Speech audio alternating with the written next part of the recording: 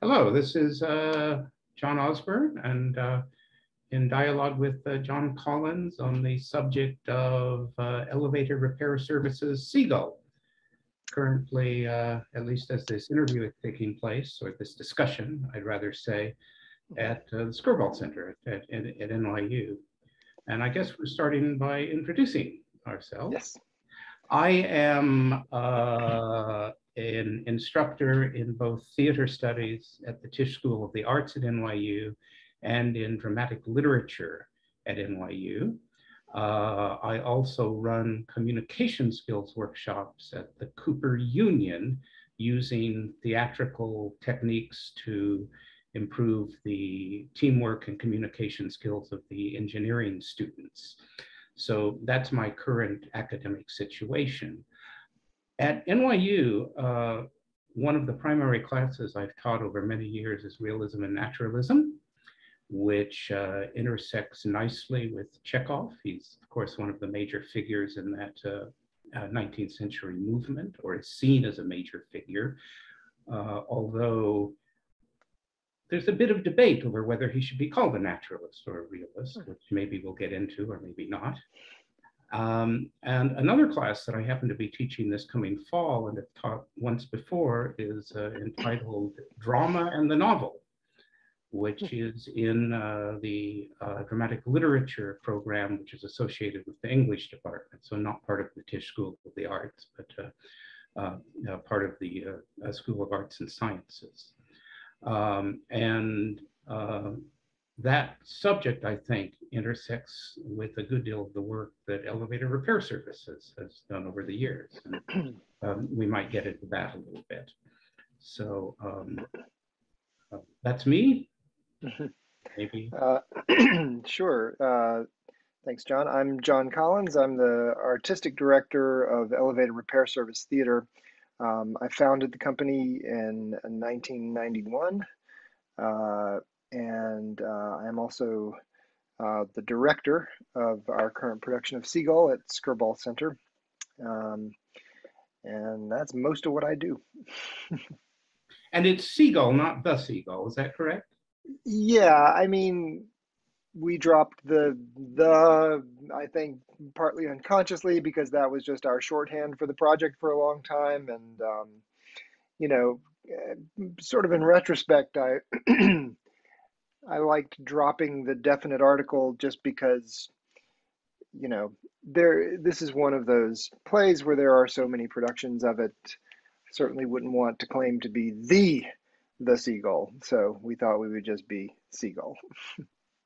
And maybe if I could just go directly to this whole issue of elevator repair services, strong association with the presentation not only of dramatic texts, but of non-dramatic texts, such as novels, Supreme Court arguments, debates at Oxford, which I believe you have a production coming up at the public this fall, of Baldwin versus Buckley, am I right? That's right. In which you literally restage. It's not as though, for example, when you did Gaps, based on The Great Gatsby, that you produced a play of The Great Gatsby that was then presented as another play. An ordinary play would have been of that, shall we say, plot or scenario. Instead, you actually did the entire text of the play and theatricalized it. And then you did a more truncated version of The Sun Also Rises. And you've done, as I say, Supreme Court arguments and so on. So I'm wondering, when I look at your production of Seagull, is there any sense in which there is a greater consciousness that you are performing a text than might be the case with, say, another company's production of the Seagull? In other words, is there something about it that is textual in a way that is more highlighted than in another production? Well, I think it's a tough one to answer. I guess partly because it's, you know, it's hard to, it's hard to think about how someone else might think about it, but I think, for us, there's a primary experiment in anything that we do, which is to do with the medium itself, which is to do with the form of live theater. To get a little Constantine on you and talk about form, but we're interested in liveness. We're interested in what happens when something goes onto a stage. And so, obviously, with some of the texts that we choose, the the transformation to to drama from, say, another form creates all kinds of opportunities, all kinds of problems that we have to solve, questions we have to answer. But I see those same kinds of questions and problems even if we're doing a dramatic text, even if we're doing a play. I think those projects, and there are fewer of them from us, um, they don't present the problem of how to deal with text that was never meant to be spoken out loud. Mm-hmm. Or let's say in the in the case of the Supreme Court show, the problem of text that was not meant as, entertainment for a live audience. Well, in fact, it was a transcript of a spoken It event. was, although we did we listened to the audio as much as we looked at the transcript for arguendo for that. But and of course you do hear an audience in the Supreme Court for that. But nevertheless, we're always looking for an opportunity to engage some kind of transformation, some kind of active becoming, let's Mm-hmm. say. And so I think uh, when we were looking at this play, and part of the reason that I was interested in Chekhov is because Chekhov has a way of presenting people just kind of being Mm-hmm. together. There's a kind of sense of people just in the room, uh, not. Maybe this is where his association with a kind of realism or naturalism comes. That there is something kind of there's banality and sort of pedestrian realities of life that are featured, um, which give the work a kind of character and it exists in a certain kind of psychological and social space that way. Uh, and that was interesting to us here uh, because we started with a formal idea. We wanted to do something that really made the audience and feel like they were just sitting in the same room with the actors.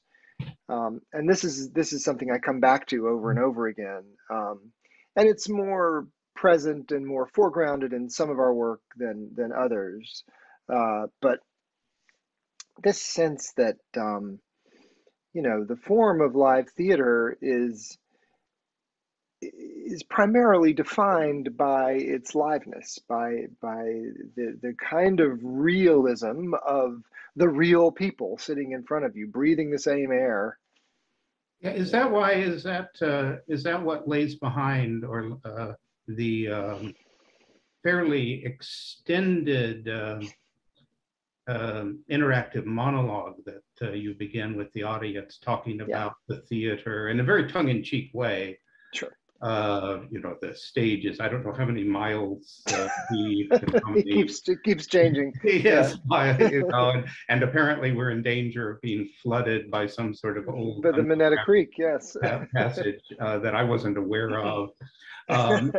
What was that? So that lies behind this. That's part of what that was about, or that is Yeah, I mean about. that was a choice that actually came about before we chose um, the Seagull as a text, and this often happens with our work. We get an interest in something formal, a kind of experiment we want to engage in, and then that becomes the backdrop for whatever text we choose. And we will try to choose a text with that in mind. In this case, we were having a conversation among the ensemble before we had made any real decisions about what we were going to do. And at the moment, because it was 2018, we all kind of had politics on our mind. We were all still uh, in a bit of shock from the 2016 election, and and I some part of me wanted to deal with on stage some of the uh, socio-political um, themes of the day, and I'm extremely reluctant, and I always have been, to use uh, our work to make an explicitly political point. Um, but we used it as a starting point, I guess, for um, devising the show. And one of the things that somebody said in the group at the time was, what struck them most about that political moment was that it was beginning to be very difficult to separate truth from fiction in politics, and the notion of the truth had become frighteningly subjective.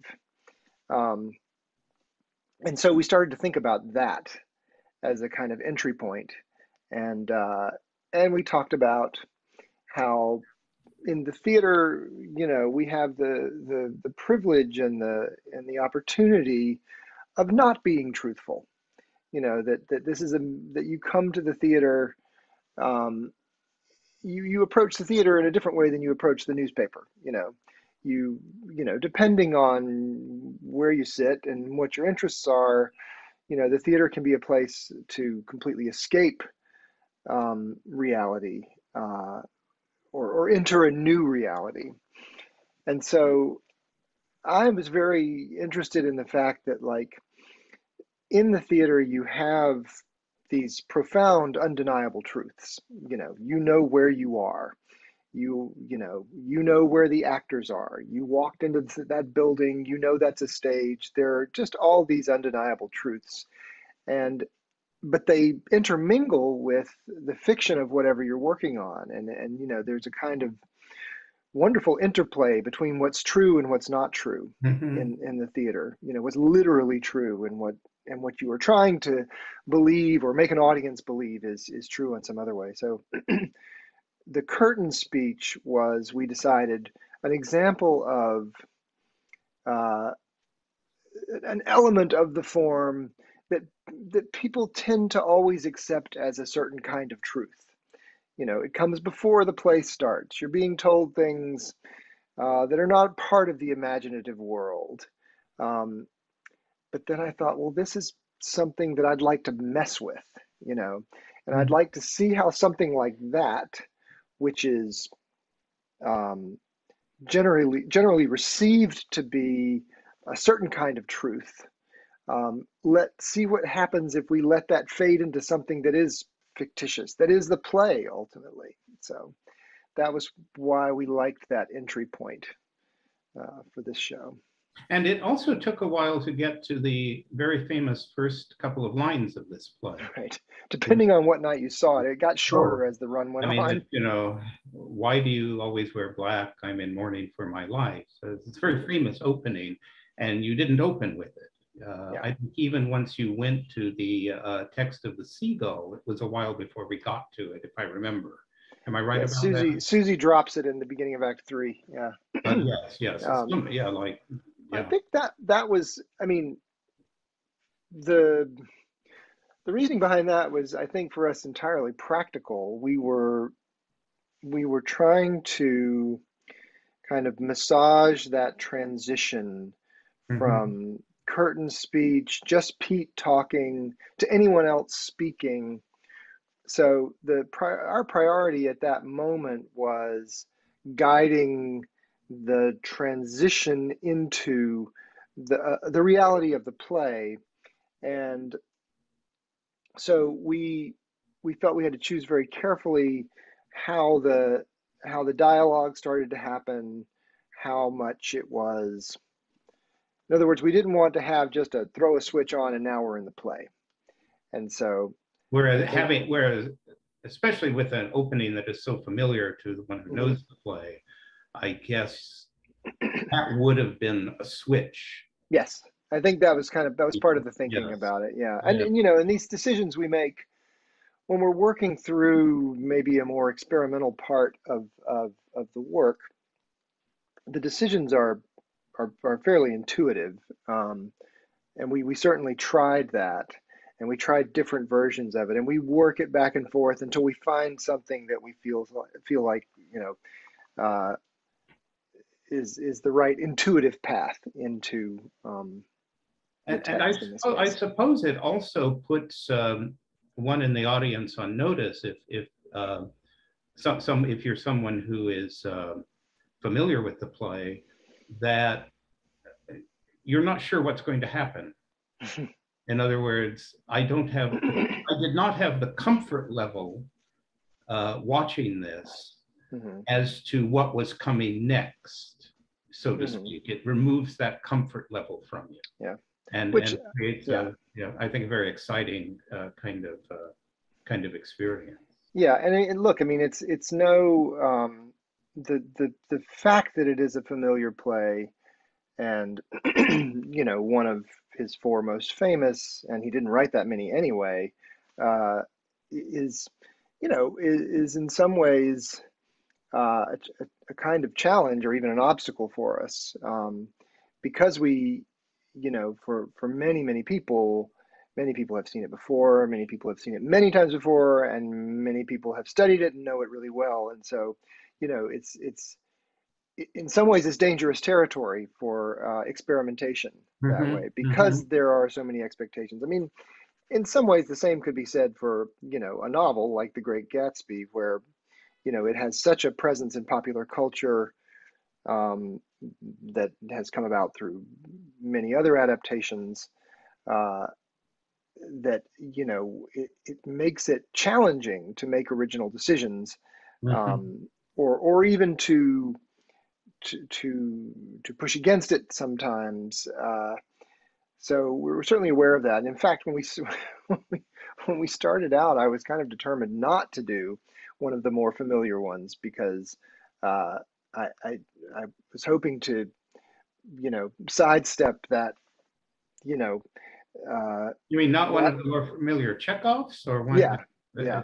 What would an unfamiliar? Well, the I mean, one I guess Ivanov or something is less well well, known. we went less familiar than that. We went with Platonov, which is his first Oh, play, yes, yes. which is sort of a preview of a lot of characters and scenes from later plays. I think he wrote Platonov when he was 18. Mm-hmm. Uh, and despite, you know, a lot of familiar tropes and even characters, it was not a good play. we did not, we decided that Well, it yeah, I've was, seen it done, yeah, and you can extract an yeah, experience from it, but yes. yes, yes. But we said, you know, but as we were becoming more interested in these ideas of truth and reality, in particular, and with regard to how they, you know, how those concepts exist within the theater, it did become clearer that Seagull was probably the best, um, Well, it has a sort of aspiring textual component. playwright in it. It He has talks about actors. It forms, has yeah. novelists. Exactly. Yeah. Um, And so somebody suggested, you know, you should really look at Seagull.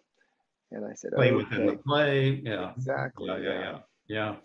Right. And just all of the, it, you know, as we went on through it, you know, there were, um, you know, and the other thing, there were sort of two ideas that we looked at that we sort of pulled from our own experience of like, this is what people think of as just, you know, unambiguous truth on stage. One is, you know, you have somebody comes out and gives a curtain speech, you expect them to say everything they say is not fictitious, is true. There's also the audience talk back, you know, where you line up all the chairs in front of the stage and the actors walk out and answer questions. There's the presumption of a certain sort of truth there too. Uh, so with those things in mind, and especially with that sort of talkback format in mind, the way that these actors talk about the theater, or these characters, sorry, these characters talk about the theater, there were all sorts of opportunities for little intersections with the play and our ideas that were really gratifying. And one of my favorites is something that Maggie Hoffman, who plays Nina, uh, in the last scene of the play where she's talking to Constantine, talking about being an actor, and she talks about the way she feels when she's on stage. And this is something Maggie did on her own, which I thought was kind of brilliant. Instead of saying, she's talking about how she feels when she's on stage, and I believe the line is something like, when I'm up there, I feel beautiful. And Maggie just made a slight change and said, when I'm up here, I feel beautiful.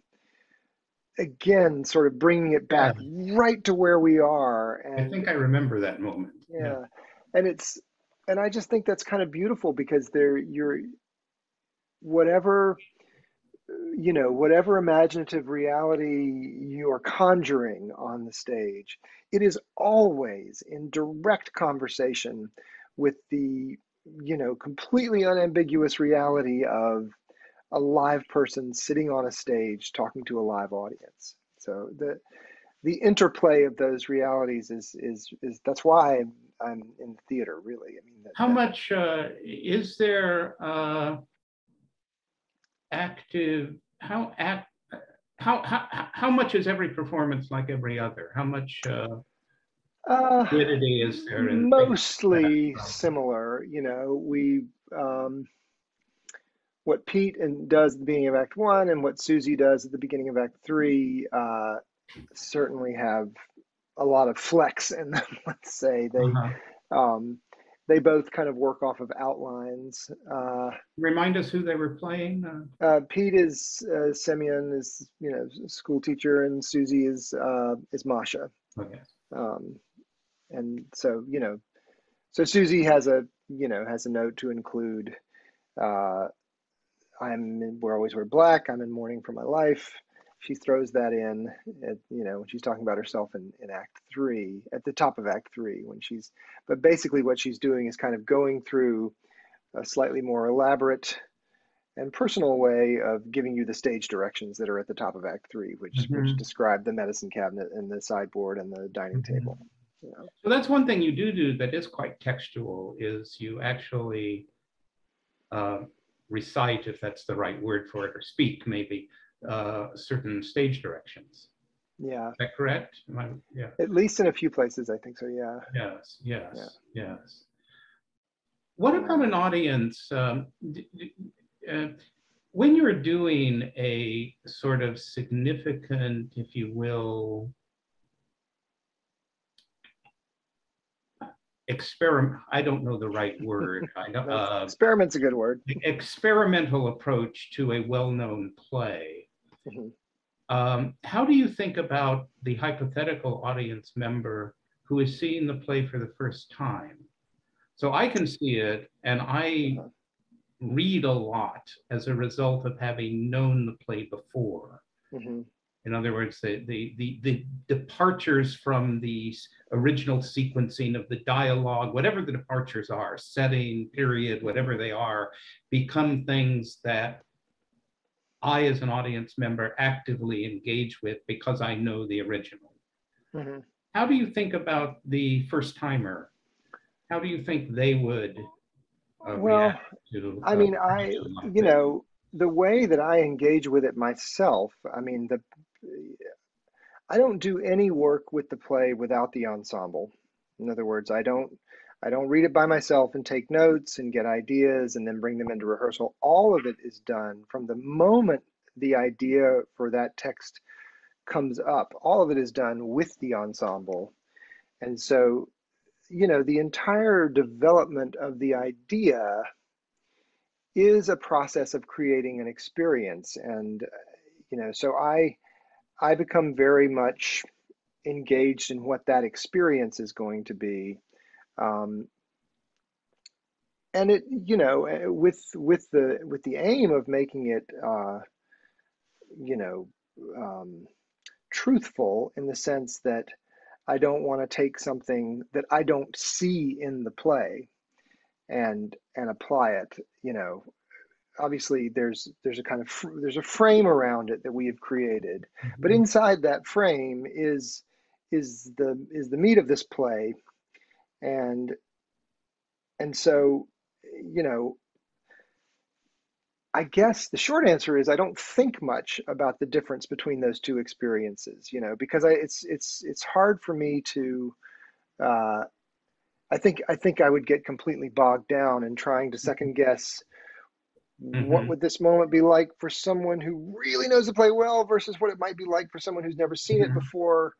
Um, you know, I have to focus on my intuitive reaction to the experience that we're Mhm. creating. Mhm. And Mhm. so, you know, obviously if I feel like a meaning has, you know, I feel like it's important for me to police meanings, that, you know, that if we're projecting a meaning of a certain part that is clearly in direct contradiction to a clear intention of the text itself, I feel like I have to police that. What I don't want to become too concerned with, though, I mean, I want to have that direct relationship with the text, Mhm. and I do endeavor to do that, and we do that as an ensemble. Um, what I can't do, because I just, and this is partly just because of my own uh, lack of a certain kind of experience of the play, I cannot make it around an expectation about what a production of this play should look like. You know what I mean? Like, if there are people, Oh, because I'm sure there are people who think that, you know, this shouldn't be so funny, you know. But if we do the lines and we do them according to what we have in front of us, and they come out funny, then I can't be concerned about whether or not it usually is. You know, I mean, I take comfort in the fact that Chekhov considered this a comedy. I mean, I'm focusing right now on the humor, which is something that sometimes people are put off by. I think. Uh, in our work, but we find that humor very organically, and, you know, if we come by it honestly, then it's going to stay.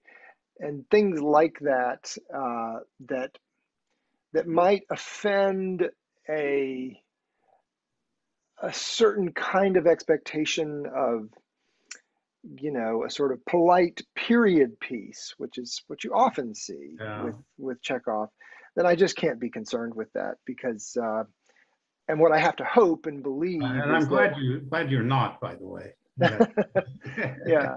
I mean, what I hope and what I believe is that if we do what we're doing well and we do it right, then even if we, you know, produce something that is completely, that doesn't come anywhere near matching those expectations that one might have from other productions or a more traditional approach, that that we still make something that is compelling and that feels truthful to that text. So you do embrace the notion that there are discernible intentions on the part of the writer.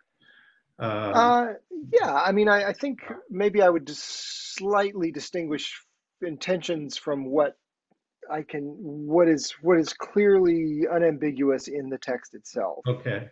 You know what I mean? Like, I think that I don't want to do something that, you know, I'm not interested in mocking the text or sending it up or making it, you know, trying to turn it into something that it clearly is not trying to be itself. Um, but I do feel very strongly that, because that there is a very profoundly different experience always from seeing uh, a performance and reading something on the page. Because when you read something on the page, even if the stage directions are very straightforward and clear, you're still imagining something. You know, it's still something happening very internally, in the same way that it happens very internally when you read a novel. Once that experience becomes, uh, once that becomes an experience, an event, then, you know, I welcome all of the interference of the real world that comes with that. You know, I mean, I feel like maybe the last time I saw the Seagull, it was up at Lake Lucille, the group up there that used to do Chekhov every summer. Hmm. And they would, there's a big outdoor production. There was a real lake, when they go for swimming in the lake, you actually see people, 300 yards away swimming in a lake. And it poured rain by about Act Three. And much of the audience dispersed. But, so all of those things made that an incredible experience. And the company did a beautiful job of making all of that feel um, connected, deeply interconnected with the characters and what they were saying. But it was unique, and it was unique to those circumstances. And I think that's what made it great theater. Yeah, so is there a actually let me ask something else, just sort of a little out of the blue here. Uh, I think maybe perhaps one of the most powerful parts of the production was a fairly extended period of time in which no one was saying anything at all. Yeah. So I'm watching this famously text-based company. I hope you don't mind that Oh, description. that's fine. Shorthand. Sure. Standing on stage, saying nothing for, do you know how many minutes or how many? Exactly. Well, from the last line that you hear in Act Three to the first line that you hear in Act Four is 4 minutes and 33 seconds.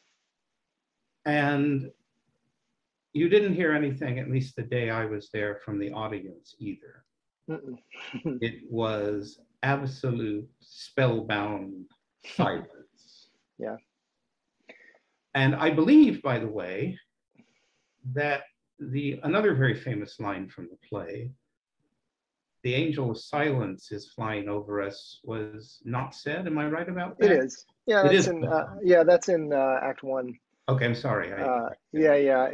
It's funny because it comes after something that Elias says. When he's talking about the choir member who sings "Bravo, Silva," and I think in the context of the play, it's meant to be a something that he says that kind of lands with a thud. And so the doctor says, "Oh, the angel of silence just flew by." Sometimes that line doesn't quite work if the live Right. Or audience it's has a that big moment reaction. it's that strange moment in a conversation, which most, if not all of us, have experienced, when Hmm. suddenly no one is saying anything. Right, right. And Yeah. it's, I think, an old folkloric expression, which might actually have been originally French, Mm, which is, an angel has just passed by yeah, yeah. and caused. Yeah, that's funny. Like I didn't think about that in relation to the pause between Act Three and Act Four, but it is sort of a beautiful way to think about it, like with that imagery. Yes. In fact, it caused me to think I hadn't heard yes. So talk about that. Yeah. Came from. So, you know, in this play, in this production, where we are constantly trying to create a tangible relationship between what is real in terms of the reality of, let's say, the Skirball Center and that auditorium and that stage and those real people and the real people in the audience. We had an interesting challenge when it came to the transition from Act Three to Act Four. Uh, and one, because 3 years pass. And so, one thing we could have done that we discussed briefly is like, oh, well, maybe that's where the intermission falls. But there were two problems with that. One is that, that's a little late for the intermission, I think. But two, it would feel like really cheating. It would feel like facing the most challenging thing thrown at us by the play in terms of grounding it in our own reality, uh, and just kind of sidestepping it. So we said, well, what do you do then if you need to create somehow the sensation of a lot of time passing and keep it feeling very real and immediate? And that's when I thought, well, you just let time pass. Uh, and so, that's when we started talking about putting this pause there where really just nothing is happening in front of you except the actors are all aging by about 4.5 minutes. Um, so and and also, I mean, it's another old obsession of mine. I mean, I think that there is a kind of uh, I don't think uh, one's experience of the theater has to be constantly buoyed by talking. In fact, sometimes the most compelling things that one can see on stage come between the talking. Um, the reality gets a little more mysterious then, and so and I also just wanted I liked the idea of doing something that would suddenly create a kind of intense sensitivity to the real space, um, and then that seemed like a good Mhm. way to do it. Mhm. And I think Chekhov is, well, he is about many things, but but part of what he is about is time and Yeah, time and space, which of course are interconnected. right. Um, Not only historical time and this transition he's portraying when the old aristocracy is fading and so on, but Hmm. personal time, that Yeah, every person of the drama has a different personal time. yeah. Some are looking to the future, some are looking to the past, some are bored, Hmm. some are excited. Hmm. Someone watching this office hours, there might be one person out there who's bored to tears and another who's just absolutely enthralled by it. And they're experiencing different sorts of time, for example. And I think Yeah, Chekhov is very much about that, and I think yeah, it's part of his structure, and yeah. that remarkable 4 minutes and however many seconds. It's uh, 4 minutes 33, just like John Cage's 33. famous piece. Oh, is that where that came from? Well, I think I can't really remember. I think it was probably we were working on it at some point, and it had come to be about 4.5 minutes. And I think we realized that it was getting close to there, and decided, well, we should make it 4:33 if it's more or less four and a And half. and someone is clocking that. Yes, there is. Well, there are two things happening that are both timed. There's a very long light cue that is where the lights are, on the last line of Act Three. There's a little pop change in the lights, and then they start slowly fading. So that's happening over time. The sound, like a sound cue, starts at the beginning of that. That's silence for a couple of minutes, and then rain slowly starts to work its way in there. And Mhm. so we know, and then of course that's followed by a good bit of pre-recorded dialogue that goes with that. So yeah, it's sort of all on a timeline there. Mhm. And um, would you say that this sense of is there any extent to which this sense of time and divergences in time and breaks in time permeate the production beyond that particular moment that I've Huh. asked you about? No, that's a great question. You know, Pete uh, plays in his opening curtain speech monologue. Goes ahead then and starts to play around with concepts of time and how much time has passed. He he flatly states at one point that his speech has only lasted a minute and a half when it's probably at around 11 minutes at that point.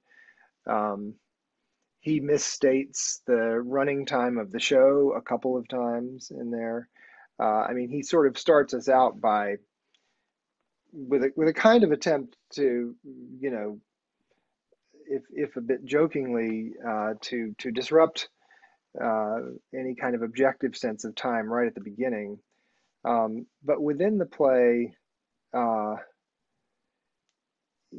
I think there's a lot of talk about people's experience of time when they're at this country house and near this lake.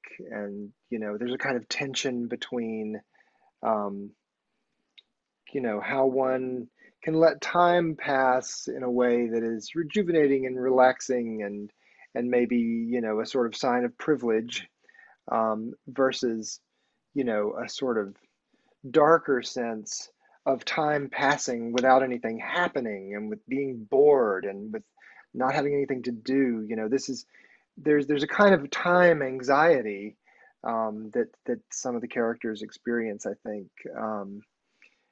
And a couple of times people talk about having, I think at least twice, I think Masha says she feels like she's been alive for ages and ages, and this sense of a lot of time passing sometimes has a kind of tragic uh, resonance in some of the characters. Towards the end, Constantine says, "I feel like I've lived 90 years." Um, so time is a very subjective and emotional and Mhm. psychological concept, that sort of cuts throughout the play that way. Yeah, yeah. I think it was. I think it is captured in your show Oh, and your good. production. Um, you make a point in the program of mentioning one particular line in it. Hmm. Uh, that, Oh, yes. Do you want to say anything about that? And the Kiev stuff. yeah, yes, Yeah, yeah, no, I mean, when we first, obviously, when we first started to work on this, it was not really on our minds, what the contemporary situation in Russia is.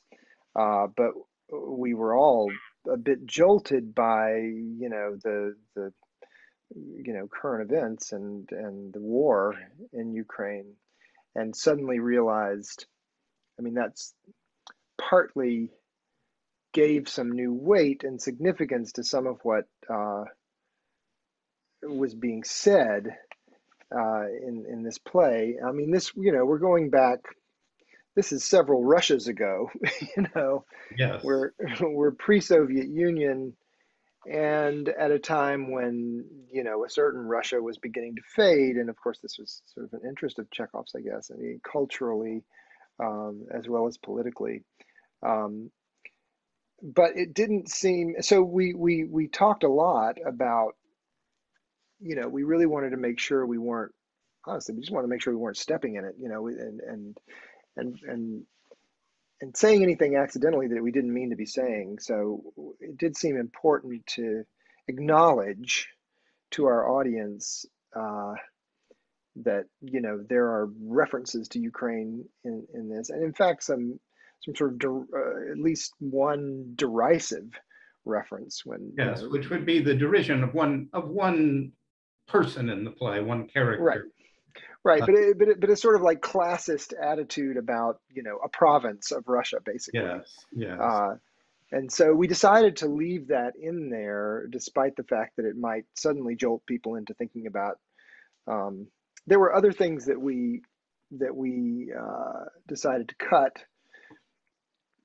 Uh, there's a reference, I think, to Irina having some money in a bank in Odessa, and we took that out. And that was more because it was early in the play, uh, and we were still, you know, trying to delicately manage that transition from, oh, these are the actors in ERS, not the characters in Chekhov, to, no, these are actually the Chekhov characters. So, but yeah, I mean, the obviously the what's happening in Ukraine is horrifying, and infuriating, and so it definitely complicated our feelings about it a little bit. But knowing that this is from such a different time, we felt okay leaving that one reference in there. yes, and also, as I say, it's a personal prejudice on the part of one character. Exactly, There's no and it's reason not to assume it reflects some sort of worldview of the play as a whole. exactly, and it's not a flattering aspect of her character either. No, That no, yes, yes, you're meant to. Frankly, I think you're meant to dislike her in that moment. exactly, yeah, Yeah, or yeah, yes, yes. be pretty put off, that she would treat her son this way, and Mhm. yeah. Another matter, and this is as I mentioned to begin with, I teach realism and naturalism. Mhm. And over the years, my students have become more and more um, I'm not quite sure how to put it. A lot of realism plays from the 19th century end with suicides. Mm. Ibsen, Strindberg, and obviously Chekhov in the case of the Seagull. Yeah. And there's, of course, a contemporary view of suicide, which is probably not the same as the Chekhovian view of suicide would have been. Mm-hmm. And the idea that a play that is called a comedy could end in a suicide, Yeah. and how you explain that suicide psychologically has become a very difficult matter for a lot of contemporary students That's interesting. in my experience. Hmm. And in fact, in some cases, it's one of the trigger warnings that one might encounter. Yeah. Play includes reference Right. to suicide. And Right. there is a sort of, and I will say you do not shy away from an extraordinarily dramatic, if not graphic, Yeah. uh, A little bit of portrayal of blood. final Yeah. suicide in terms of the blood. You don't Yeah. actually Right. see a bullet hitting the head or anything like Right. that. And Yeah. and earlier, of course, in the play, there's a sort of light treatment Yeah. of Kostya's Right. Attempt. suicide. There's this Yeah. almost comical image of him walking around with the Band-Aid and so on. Yeah. I'm just wondering how do you react to that? How do you process that? Yeah, it's a good question. I mean, one thing, I think you can certainly make the argument that it is unambiguous at the end. You know, to say he shot himself and have it not just have some finality, but to actually be the conclusion of the play strongly suggests that this was a successful attempt versus the It's my one. understanding that if you know Russian, it's very clear. Really? Oh, Yeah. I'm curious about that because I'm fascinated by the fact that the same phrase, I believe in most English translations, shot himself Yes, which could is, be. yeah, well, and it's used, I'm saying that phrase is how they talk about what he did between Acts 2 and 3 is the exact same phrase used to describe what he did at the end of Act 4, That's very interesting. So, which, not to, I don't think you can read too much into that, but there is something. I think it's it carries great dramatic weight that there is actually something kind of hanging in the air as the play ends, which is that, it's off stage. We only hear that phrase and we don't get to know anything else that happens after that. mhm. Which, we did decide to add the blood to the wall there, which, does definitely tilt in the direction of, this was a successful suicide. Um, but yeah, so but I am still interested in the fact that in the way that it ends on that line. I mean, it's such a gutsy way to end the play, and I think that because it seems very much intended to be jarring in that way, and the fact that he described it as a comedy, uh, and we certainly find plenty of humor in what comes before then, makes it that much more jarring. Uh, it's sort of, I don't know. It's kind of an amazing turn in a way that you have to do the rest of the work yourself, even though it's just one more logical step. But he doesn't do it Mhm. for you. Mhm. Um, is, again, I think just very, uh, really, really gutsy way to write an ending that way, and sort of brilliantly complicated. Although I'm fascinated by what you said just now about how the original Russian may have Oh, I been hope I'm right less about that since we're ambiguous. recording this. But I used to float this this possibility that he hadn't killed him, that he hadn't died Yeah. myself occasionally. Hmm. Um, and then Well, at I think it's a fair question. some point, I found some clear reference, or from a Russian speaker I was who sort of called me out on it. That no, Hmm, in Russian it's clear. that's Now, fascinating. that's something I frankly, as someone who teaches this, probably need to go back to and look into more deeply now. So no one quote me, Sure. or no, or quote what I said as definitive, but that Hmm. is that is what my Well, current understanding of it was. for what it's worth, I mean, that it lands a little bit more ambiguously in in in the English is interesting to me. I think it Yeah, does, yeah, yes. and he certainly. I mean, even If it does, if if I, yes, yeah, yes, yes. I hope I yeah. didn't walk down an unfortunate path here. No, no, it's so interesting. Yeah. Yeah, yeah, yeah. I mean, obviously, the fact. I mean, you bring up something that's important in a way, which is that you know we are by performing this in English and not in Russian, uh, we are, we're already making a giant leap. We are already recontextualizing everything. And so, you know, to and one can't watch any production of Chekhov and just sit there and every time somebody says something, say, yeah, but they said that in Russian. Yeah, but they said that in Russian. I think You're hearing it in your language and you're processing I it that think way. it helps when a production such as your own does something stylistically that foregrounds it as a form of storytelling. Hmm.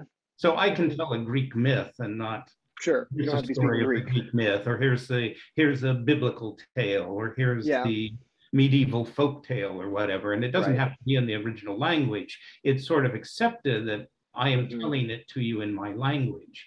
And so Yes. when you depart from representational realism, Hmm. uh, it clarifies the fact that we are English speaking actors who are telling you a story set in Russian using acting as a way of telling the story, but Yeah, obviously we're telling you that story in the language we all know. right. And I find that's far more possible on stage than it is, for Yes. example, in film. Yeah. Usually, I tend to resist film that's spoken in the wrong language Mm, for the setting, unless it's yeah. Well, because film has stylized. all these other tools and opportunities to bring you to that place, and if it's not going to do it, well, then again, that's, I guess, Yes, it's like, could be a okay, so bold you've stylistic choice, beautifully but recreated 19th century Paris, but everyone is speaking English, you know. right, right. It doesn't, Exactly. yeah, Like yeah, yeah, yeah, yeah. it becomes a kind of outlier that way, whereas in the theater, you are in that place, and there's so much more of the sort of contemporary, local to the theater reality that is at play, that the English sort of can sort of settle into that as an aspect of that reality, whereas in the film you can dispense with all of those obstacles and go shoot it in a place that one will really believe is the Russian countryside, or Hmm, for hmm. example. Yeah. So that lake in upstate New York, where you saw the sheep, Right. that was a lake in upstate New York representing a lake in Russia.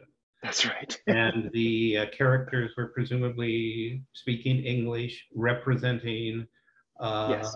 characters speaking in Russian, Yeah. and so on and so forth. This sort of semiotic hall of Hmm. mirrors that you can Right. enter when you start That's well said. Yeah. talking about the theater. Hmm. Um, so I've driven this conversation. Anything you'd like to ask me as someone who saw the show and No, I'm terrified to ask my audience questions now. I mean, I'll tell you in advance, I very Okay, no, liked it and enjoyed well, it and well, admired good. it. So No, of course. Well, I appreciate that, but no, I nothing, don't. nothing awkward in that respect. No, no, no.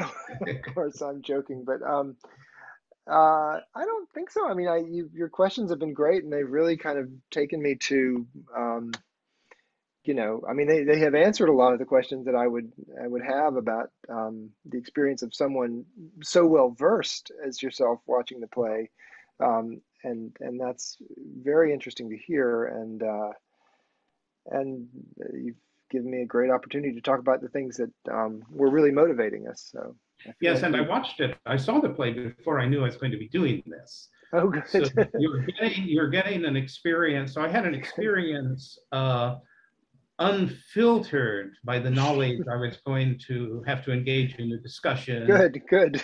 probably be the one who asked most of the questions about the play. Um, uh, Yeah. um, um, No, I feel like we've covered it really well. yes, I think so too. So are we good on time? I think we're right at it. I think so.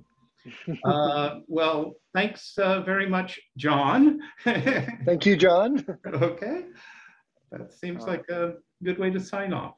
Thank Great.